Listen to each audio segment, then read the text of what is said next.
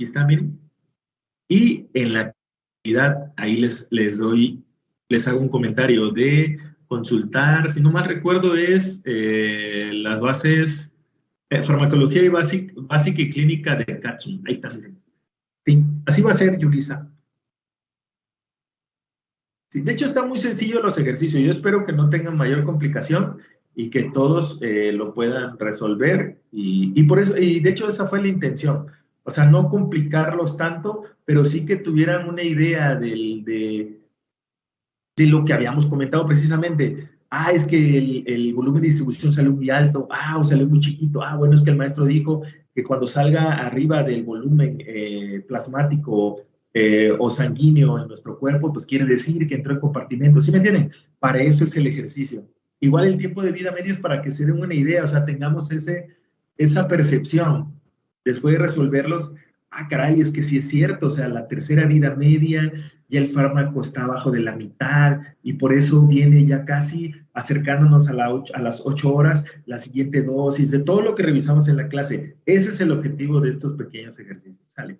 Pero sí, como bien comenta su compañera Yulisa, es en esta fuente, además de las que ustedes pueden consultar, obviamente, de libros, artículos o sitios de internet, incluso tutoriales, ¿no? Que a lo mejor les puedan de una manera más gráfica dar ejemplos de esta parte de farmacocinética, de esta pequeña parte de farmacocinética, y aparte del material que yo les di, ¿no? El libro de Farma Básica y Clínica de Katsu, que ya lo tiene como OneDrive, y la presentación de farmacocinética. ¿Sale? Bien, bien, Yulisa, estuvo bien porque así lo puntualizamos, ¿no? Sale, gracias, Yulisa. Gracias, profesor. Ah, no, gracias a usted. Sale, vale. Pues ahí está. Entonces ahí les encargo, por favor.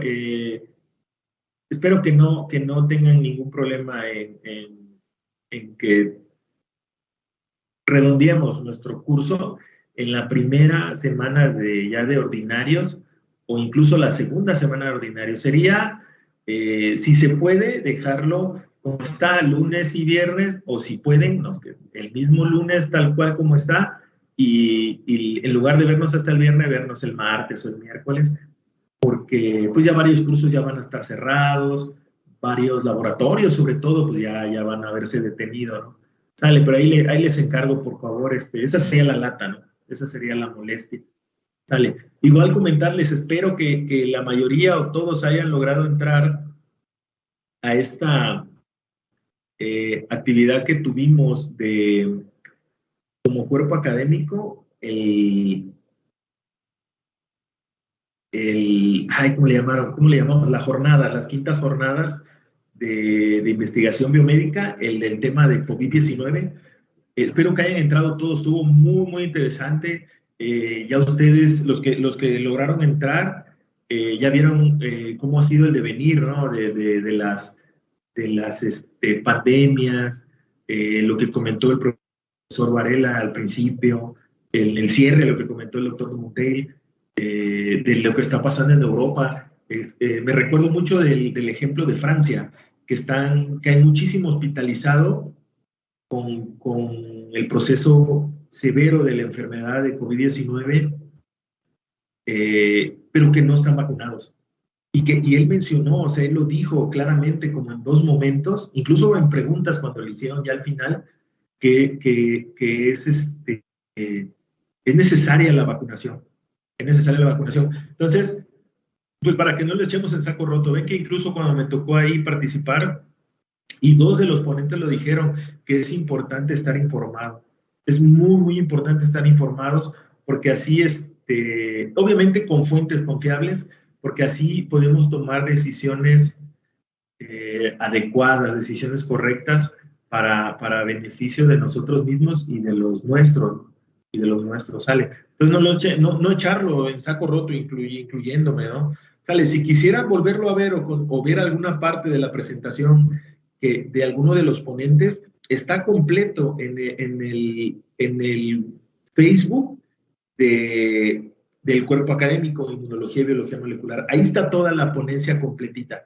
Por si no quisieran verla toda, pues ya saben más o menos cuánto se llevó de tiempo cada ponente, pueden avanzarlo y ver la presentación de cualquiera de ellos.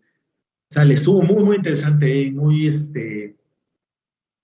muy gráfica, ¿no? Y fácil de seguir. Dale, pues ahora sí, jóvenes, vamos a continuar. Me dicen, por favor, si esto no lo hemos visto, lo de biofarmacia,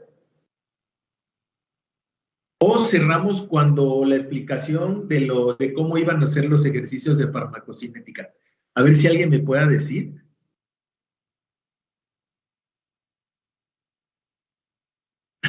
Y ahora nadie, ¿no? Ah, perdón, adelante, adelante. No lo hemos visto. Ah, ok, perfecto. Gracias. Fíjense, en esta parte de receptores y mecanismos de acción, yo entro con este término de biofarmacia. Ustedes, si no lo han, no lo han revisado, hay una materia, es una experiencia educativa que se llama así tal cual, la van a revisar más adelante en su entrenamiento de licenciatura.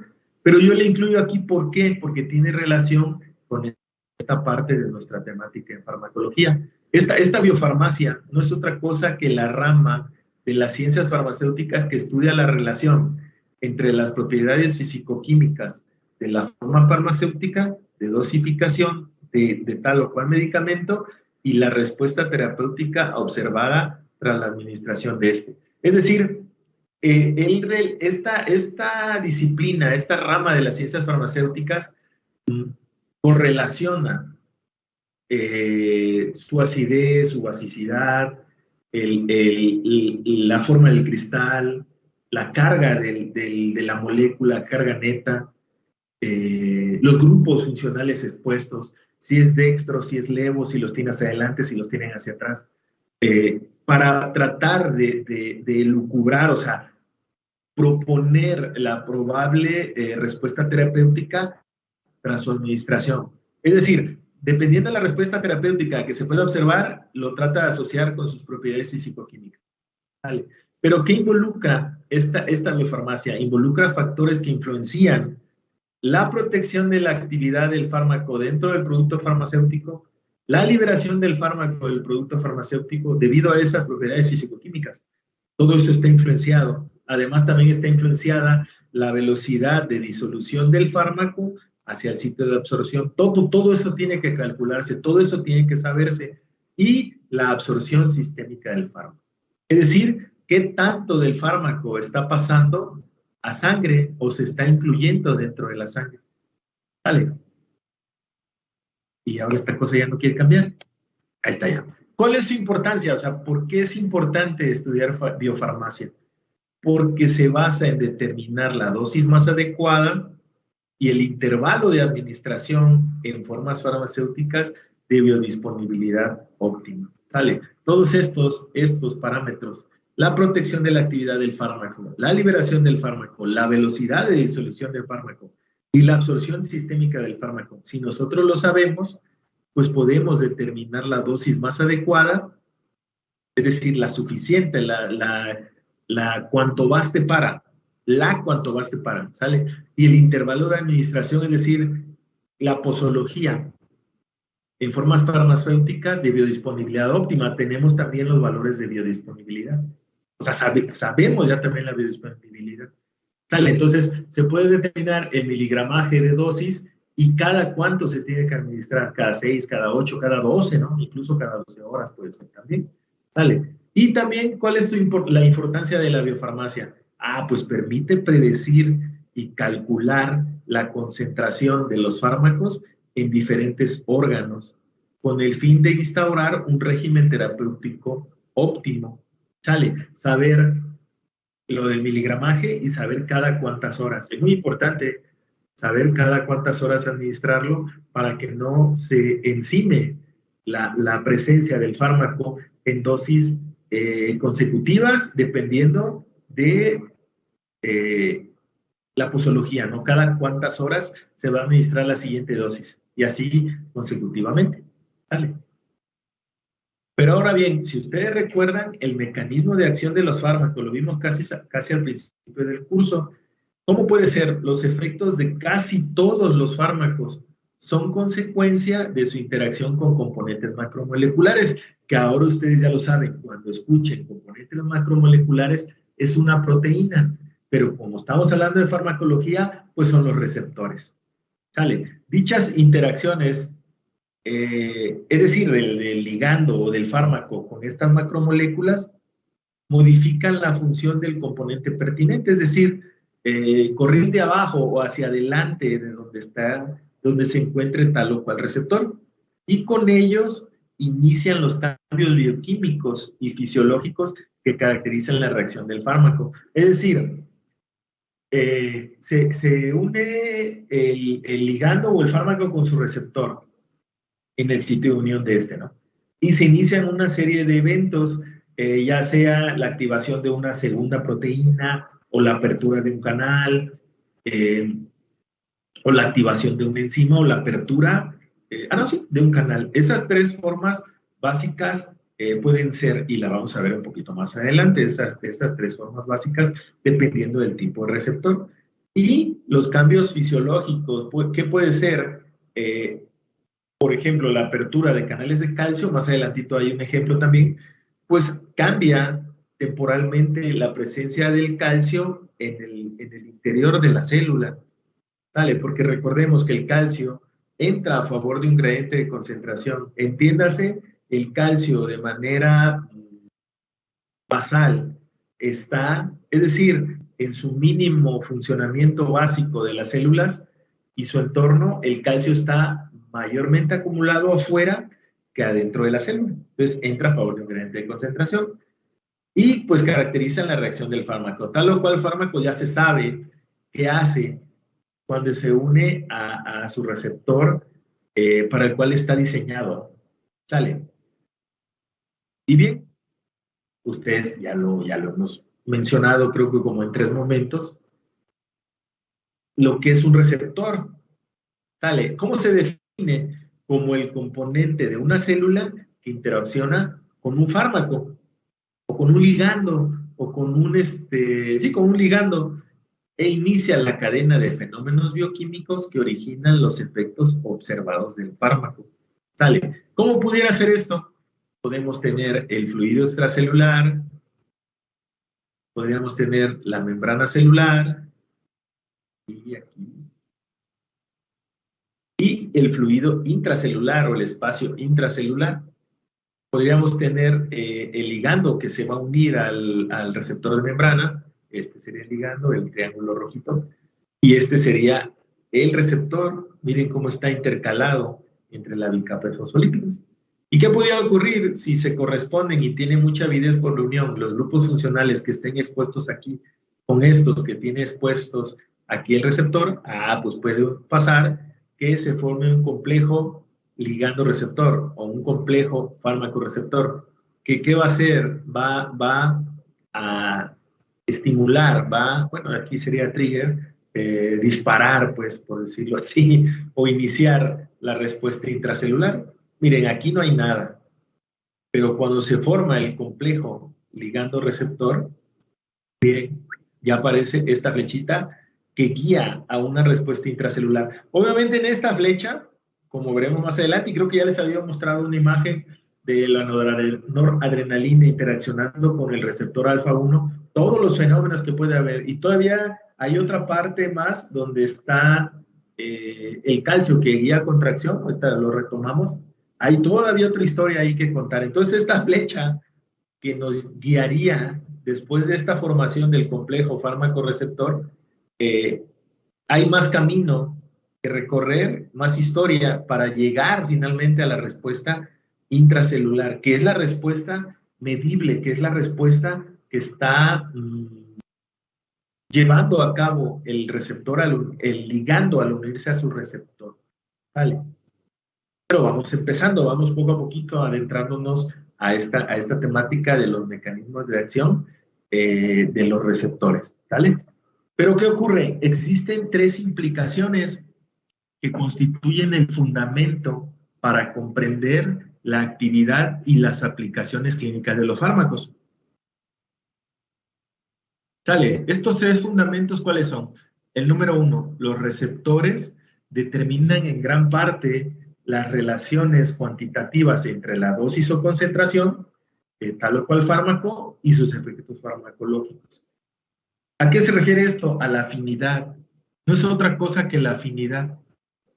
La afinidad del receptor para unirse a tal o cual ligando o fármaco va a determinar la concentración necesaria del fármaco, por eso dice aquí de este último, del fármaco, para formar un número significativo, un número necesario de complejos fármaco-receptor.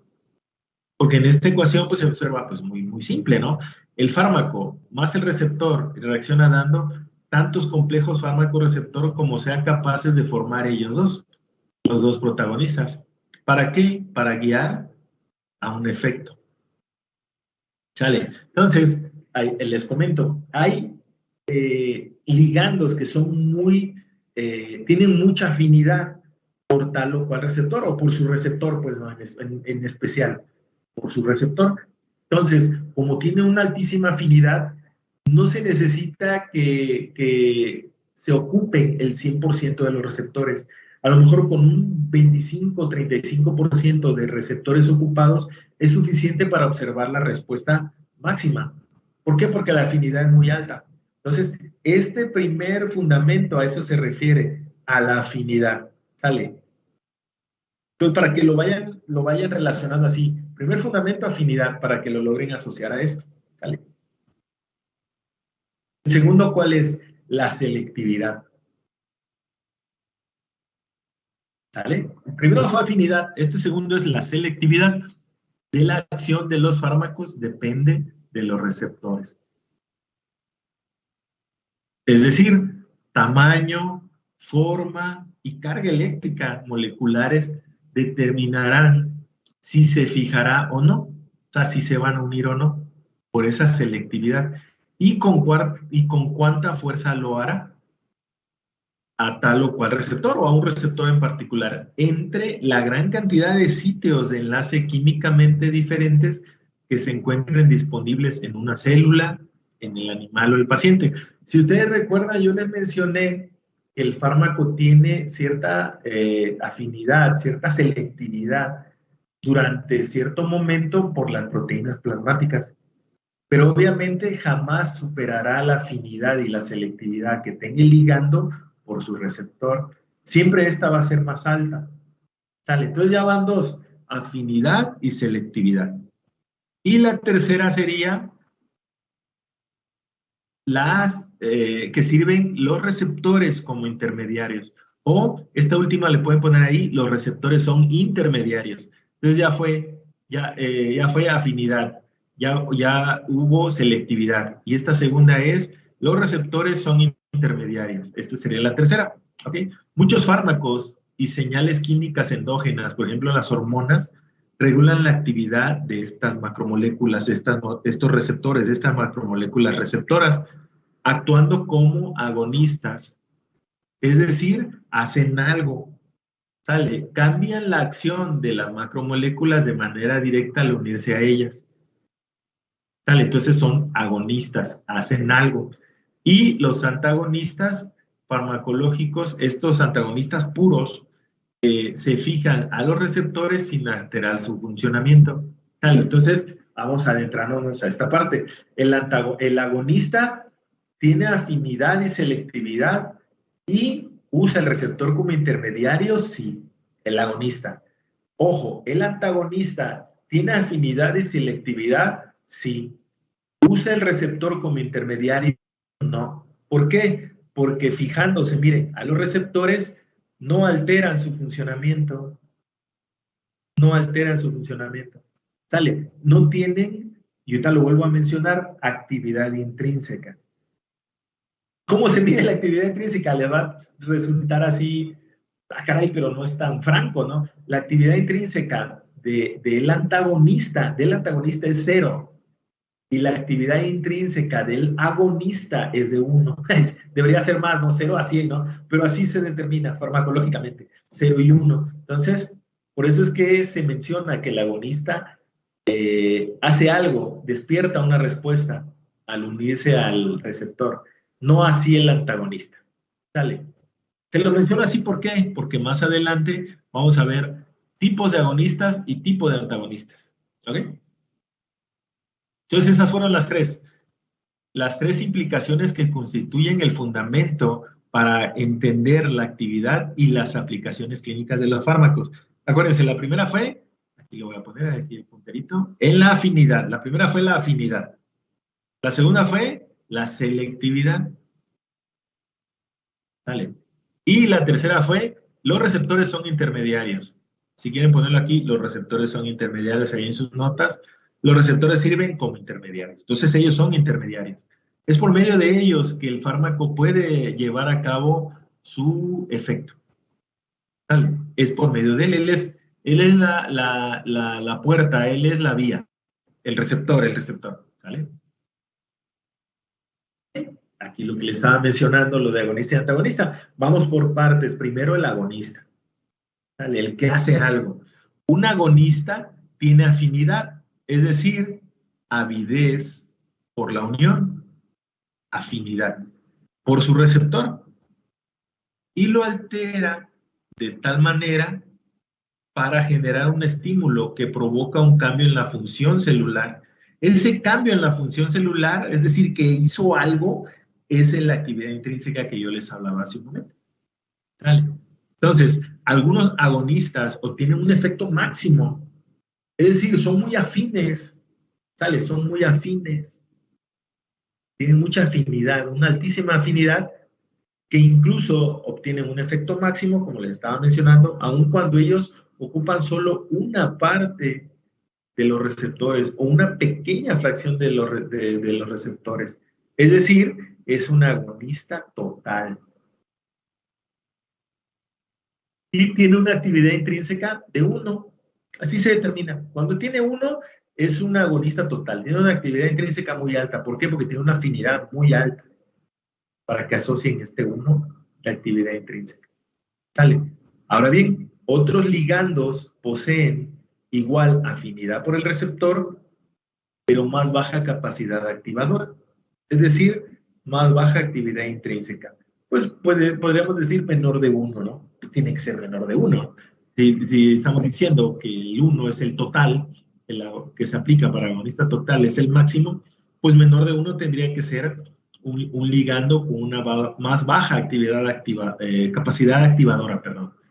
Están imposibilitados para producir un efecto máximo total, aquí fíjense, aun cuando todos los receptores estén ocupados por él. Entonces, ¿cómo se les llama? Tienen más baja eficacia, pero sigue haciendo algo, o sea, él está haciendo algo también. No puede ser un antagonista porque tiene actividad intrínseca menor de 1, pero tiene. Entonces, ¿cómo se le llama? Agonista parcial. Su respuesta máxima es mucho menor que el agonista total. Dale, pero está haciendo algo. ¿Ok? Incluso, incluí información del agonista parcial. Con base en la respuesta farmacológica máxima que se produce cuando todos los receptores están ocupados, los agonistas se pueden dividir en dos clases. Los agonistas totales, que son los que les mencioné, que tienen actividad intrínseca de 1, y agonistas parciales, los cuales producen una respuesta menor en caso de una ocupación total de todos los receptores que están disponibles. Ocupa el 100%, hagan de cuenta, respecto a los agonistas totales. Y su respuesta pues es menor, ¿no? Su efecto es menor, incluso ocupando todos los receptores. ¿Sale? Esa es la gran diferencia entre agonista total y el agonista, y el agonista parcial. ¿Ok? La actividad intrínseca guía y regula, ¿no?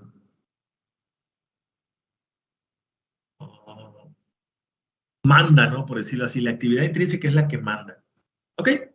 Entonces, incluí esta gráfica en el cual si nosotros viéramos actividad o graficáramos porcentaje de actividad contra concentración en nanomolar, de una forma nanomolar, ¿qué observaríamos? En el eje de las Y, porcentaje de activación, en el eje de las X, concentración.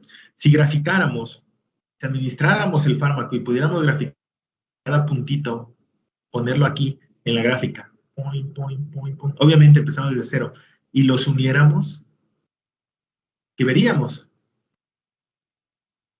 Miren ustedes, Al ir incrementando la concentración, voy pasando por 5 nanomolar, 10 nanomolar, 15 nanomolar, 20 nanomolar, y medir la actividad, el porcentaje de actividad, la que ustedes gusten y manden. Sale fuerza de contracción, concentración de calcio libre intracelular, ¿cuál podría ser la otra? Producción de óxido nítrico, la que ustedes gusten y manden. ¿Qué veríamos? Entonces, el agonista total es el que guía y llega al 100% de la actividad media, ya casi llega al 100%, este es el 100%. Sale. O la máxima, ¿no? La máxima actividad, ¿no? Para esta gráfica, para ubicarnos máxima actividad. Pero miren lo que hacemos también, aumentamos la concentración del agonista parcial y miren lo que ocurrió. Se quedó hasta aquí nada más. Aquí lo hicieron coincidir casi, miren, en el 50. No siempre es así. Su actividad intrínseca es menor de 1. Puede ser incluso aquí, puede ser incluso aquí o incluso acá, pero sigue haciendo algo. Entonces seguiría siendo un agonista parcial. ¿Sale? Y este sería el agonista total. Así se vería la diferencia en cuanto a uno y otro. Ambos agonistas sí, pero uno es completo o total y el otro es parcial. Sale. Ojo, no se confundan porque más adelante traigo más ejemplos, pero ya combino agonista con antagonista. No, siempre el agonista hace algo. Si hace algo es un agonista. Si no hace nada, si se encuentra aquí chaparrito, o sea, bajito que nunca cambia, es un antagonista. Porque acuérdense que tiene afinidad, tiene selectividad, pero no tiene actividad intrínseca. Unido a su receptor no hace nada. Dale, no hace nada. Podríamos pensar, como no, si está haciendo algo, profesor o profe, como quieran llamarme, ¿cómo no? Claro que está haciendo algo. Él está evitando que el agonista se una. El antagonista. El antagonista, al unirse y no hacer nada, evita que el agonista se una. Pero tal cual él, si no graficáramos esto y graficáramos solo el antagonista, aquí se quedaría abajo. No hace nada, pero sí está unido y tiene selectividad. Sale, ojo con eso para que no nos revolvamos. El agonista hace algo. ¿Okay? Pero, ¿cómo podríamos verlo? Ahí, ahora, desde el otro ángulo, los antagonistas. Acuérdense, ya vimos agonista total y agonista parcial. Pero, ¿qué pasa con los antagonistas? Hay tipos de antagonismo también. Acuérdense, ¿qué hace el antagonista? Atenúa el efecto del agonista, como ya les mencioné, visto desde de otro ángulo, de otra forma, pues, ¿no? Esto es su acción del antagonista, su acción es antiagonista. Él se antepone, él atenúa, él evita que el agonista haga su trabajo. ¿Sale? Llega ahí a meterse ahí, como decirlo, el metido, llega y se mete y está ahí distorsionando lo que va a ser el agonista total o parcial incluso, ¿no? Cualquiera de los dos. Pero ¿qué pasa? ¿Cuántos tipos de antagonismo hay? Así los básicos, los principales, el antagonismo competitivo. Ese es el primero. Aquí vamos por partes. ¿Posee afinidad por el receptor? Sí, pero unido al receptor no guía a algún cambio en la función celular. Acuérdense, el antagonista no tiene, es decir, su actividad intrínseca es cero o cero actividad intrínseca. Cuando un agonista y un antagonista competitivo, por eso les decía que era importante empezar a identificar cada uno, agonista y antagonista. Aquí ya hay una combinación. Cuando un agonista y un antagonista competitivo están presentes al mismo tiempo, es decir, simultáneamente, la afinidad y la concentración de los dos rivales, ya sonó así muy telenovelesco, de los dos rivales determinarán la cantidad relativa de cada uno que está unido. ¿Sale? Acuérdense, antagonista competitivo en presencia del agonista. Mientras el antagonista competitivo está presente, incrementando la concentración del agonista, puede restaurarse el efecto total. Otra vez, Mientras el antagonista, este competitivo, este antagonista competitivo, esté presente en una única concentración, nosotros al aumentar la presencia del agonista podemos restaurar el efecto total. Ahorita vamos a ver por qué. ¿Por qué? Y por esto se llama, por ese comportamiento se llama agonista competitivo. Porque si hay competencia entre ambos, pero aumentamos el agonista y se vence ese antagonismo competitivo. Deja de haber competencia. ¿Sale? Pero sí depende de la presencia de los dos, ahora sí como otra vez de los dos rivales. Ay, sí, de los dos rivales. ¿Sale? Están ahí compitiendo, ¿eh? Enrique, así mero, espérame, permíteme, por favor. Se me reseca la garganta. Están ambos compitiendo, ¿sale? Y el que esté en mayor cantidad va a ganar, ¿ok? Pero hay otro, ese fue antagonismo competitivo. El que les presento a continuación es el antagonismo irreversible, o si lo quieren llamar así, antagonista no competitivo. ¿Sale? Irreversible o no competitivo es lo mismo, ¿sale? Algunos antagonistas se enlazan al receptor de manera irreversible. El antagonista, es decir, no permiten la competencia, es decir, no competitiva. ¿Sale? La afinidad del antagonista por su receptor puede ser tan alta que el receptor se encuentra incapacitado para unirse al agonista. ¿Sale? No importa lo que hagamos con el agonista, incrementarlo al infinito, pues, 1.000 millones de veces. No importa, ¿por qué? Porque el antagonista, ¿qué hizo? El antagonista, después de fijarse al receptor, el antagonista irreversible no competitivo, forma enlaces covalentes. Entonces, no importa cuánto aumentemos el agonista, no hay competencia. ¿Por qué? Porque está pegado el antagonista irreversible o no competitivo al receptor. Entonces, aunque lo aumentemos, no va a pasar nada, ni se va a enterar, ni se va a enterar el antagonista irreversible o no competitivo. Él está unido, no le importa nada más. Pueden aumentar al infinito el agonista, no va a haber cambio alguno. ¿Sale? Ok, pero hay más antagonismos. Ahorita les muestro los ejemplos que les había mencionado para hacerlo un poquito más didáctico y si no lo entendió alguno de ustedes de ahorita con el texto, con las figuras, quede un poquito más claro, no quede más redondeado. ¿Ok? Otros mecanismos de antagonismos farmacológicos son el antagonista químico y el antagonista fisiológico.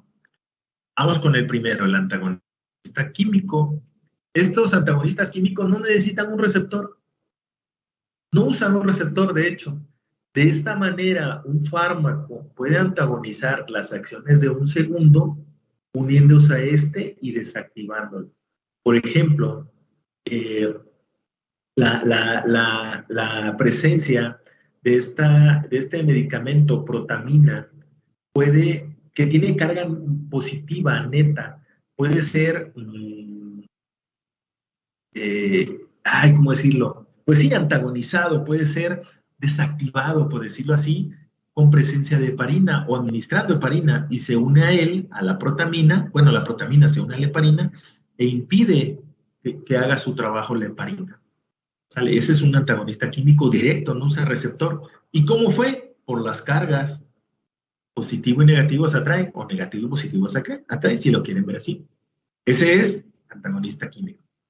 Y el antagonismo fisiológico, muchas funciones fisiológicas son controladas por vías regulatorias en oposición. Hagan de cuenta los glucocorticoides incrementados, por ejemplo, pues desafortunadamente que pudiera haber un tumor a nivel de la glándula suprarrenal, esta glándula que se encuentra coronando, por eso se llama suprarrenal, los riñones, y que esté produciendo mucho glucocorticoide. Entonces, ¿qué pasa? En el metabolismo del glucocorticoide, incrementa el nivel de glucosa en sangre. Bueno, entonces, ¿qué podríamos hacer? Acuérdense, funciones fisiológicas por vías regulatorias en oposición.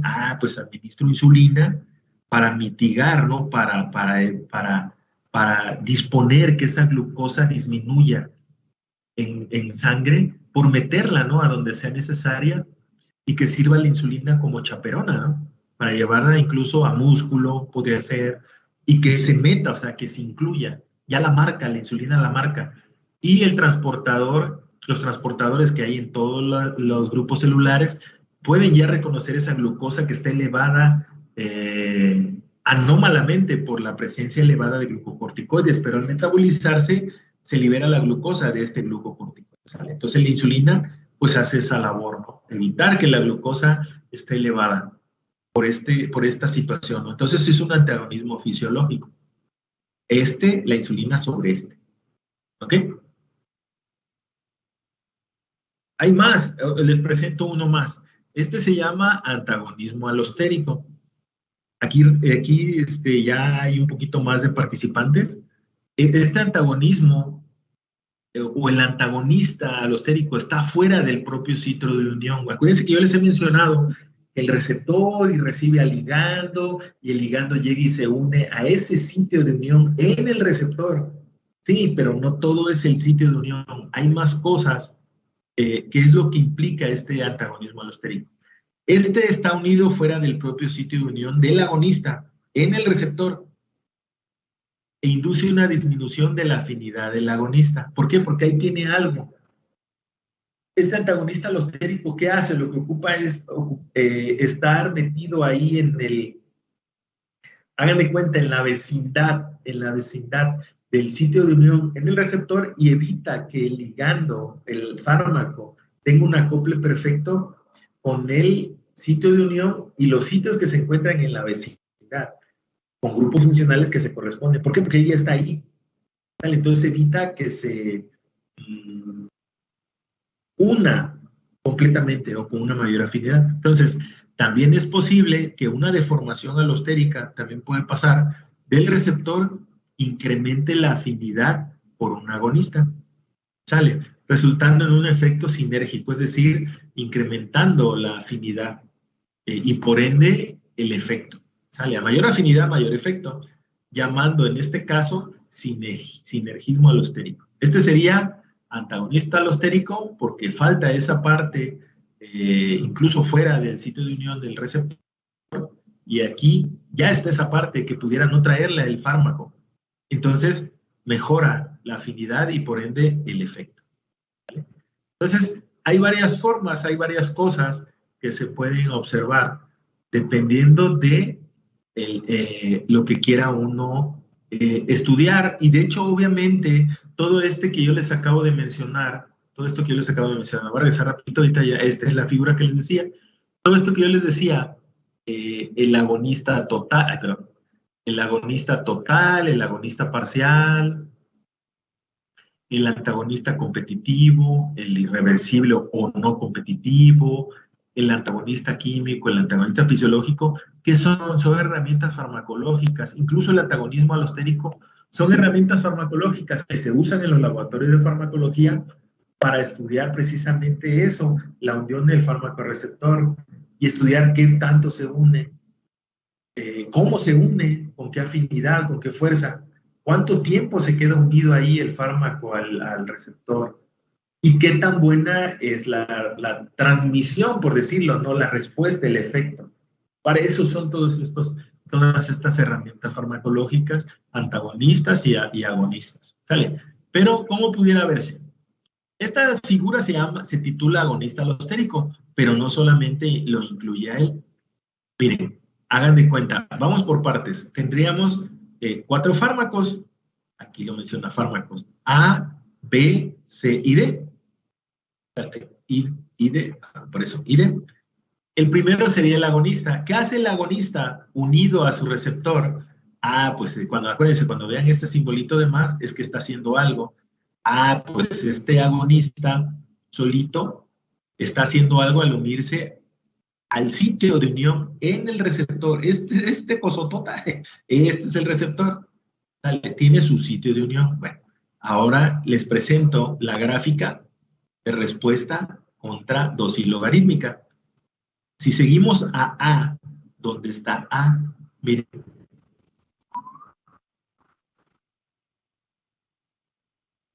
A solo sería el efecto del agonista solo. Es la respuesta máxima para él solito. Dale. Ahorita les explico por qué se ven estas gráficas así como una S, como una sigmoidea. Ahorita van a ver, se tiene ahí un detallito que tiene que trabajarse así para que se puedan observar más parámetros dentro de la gráfica. Vale. Pero ahorita quedémonos con que el agonista solo tiene este efecto. Es el ideal para él, para el A. Ok. Pero, ¿qué podemos hacer? Podemos tener un inhibidor competitivo o un antagonista competitivo. Entonces, acuérdense, cuando tengan menos, cuando vean menos y que va hacia un lugar, es que va a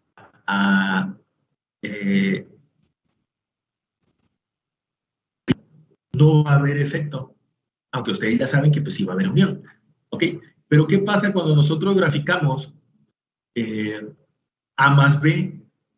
Como les decía, ¿no? Cuando ponemos a competir agonista completo o agonista total, bueno, agonista, porque el ejemplo era agonista contra B, que es el antagonista competitivo, aunque aquí en este ejemplo no lo quise yo cambiar, le llamaron inhibidor competitivo. Vamos a ver la gráfica, ¿no? Aquí está A más B, miren, A más B. Y yo creo que ya lo notaron algunos de ustedes. Acuérdense, ¿por qué es antagonista competitivo? Miren, regresó al 100. ¿Ya vieron? Regresó al efecto máximo de A. Y acuérdense que estas son dosis, o sea, es lógico pensar que va aumentando la dosis. Entonces, miren cómo se corrió la gráfica. A ver, déjenme ver si puedo escribir. A ver si no le doy en toda la torre a la presentación. Vamos.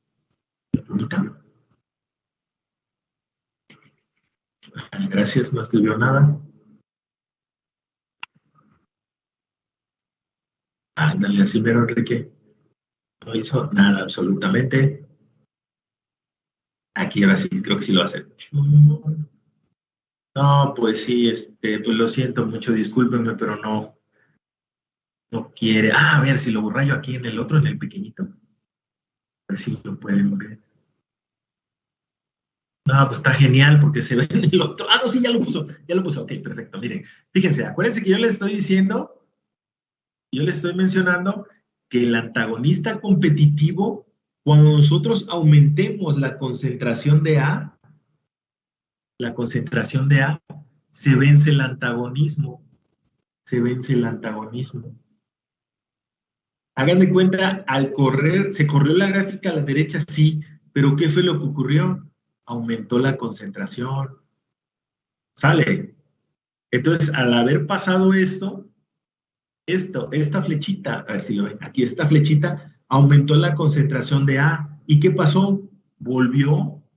Regresó a su máximo, miren, pero fue porque aumentamos la concentración de A y venció ese antagonismo competitivo, ¿no? Que si estamos diciendo que es competitivo, ¿ah? Y que están compitiendo por el mismo sitio de unión en el mismo receptor. Dale, entonces es otra forma de verlo. Pero ¿qué más hay? No se vaya a escapar que se esté preguntando algo. Ok, seguimos. ¿Qué más hay? Hay activador alostérico y hay inhibidor alostérico. Cuando está presente el activador alostérico, hagan de cuenta, este receptor, ¿cómo se llama? Este agonista, en lugar de tener esta forma, tan solo, a ver si puedo rayar, para sacar bien el ejemplo, en lugar de tener esta forma nada más así como de cilindro, tiene una parte más, hagan de cuenta, vamos a ver si me sale. Hagan de cuenta, sería esta parte. Tendría esta forma, miren. Vamos a ver. Vamos a llevarlo hasta acá.